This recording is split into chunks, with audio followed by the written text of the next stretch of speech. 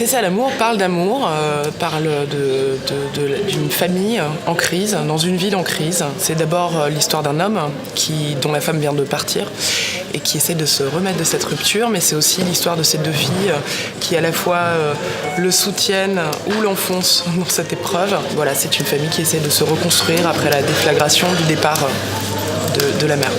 C'est l'histoire d'un homme cette fois, et au contraire un homme peut-être pas si fort, peut-être assez fragile, un homme très dépendant, puisque très dépendant affectivement de sa femme et de ses enfants. Ça m'intéressait d'essayer d'aller explorer justement loin des clichés de la virilité, ce que pouvait être la sensibilité masculine. Le personnage principal est très très inspiré de mon père, il fait le même métier, il a le même type de tempérament, mais il y a aussi une petite fille qui est supposée être moi et sa grande sœur qui est ma grande sœur. Mais très rapidement en fait, on part quand même vraiment vers la fiction. Je me suis autorisée à écrire une histoire et à changer beaucoup d'éléments de mon parcours pour constituer cette histoire. J'ai choisi Bully Lenners assez rapidement. Quand il s'est agi de trouver un comédien, en fait, je cherchais un homme qui avait la cinquantaine, mais qui n'était pas dans des clichés de virilité et qui avait une forte sensibilité, une vraie générosité, parce que j'étais vraiment persuadée que le film ne pouvait fonctionner que si le personnage était extrêmement touchant.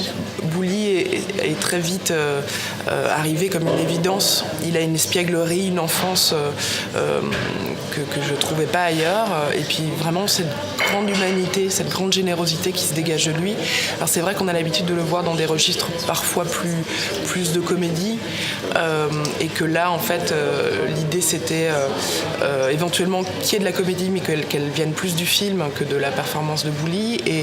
Et on a travaillé ensemble à essayer d'aller chercher ces endroits de fragilité, ces endroits de grande émotion. C'est quelqu'un de très très émotif.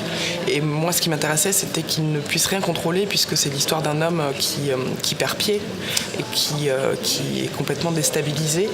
Donc le jeu entre nous pendant le tournage, c'était ça, c'était d'essayer de le déstabiliser très souvent. Et c'est quelque chose qu'il a fait avec grand plaisir, de se prêter à ce jeu-là. Il était entouré aussi de comédiens non pros, donc ça demandait de sa part beaucoup de patience et d'engagement. Il a beaucoup aidé ses partenaires de jeu.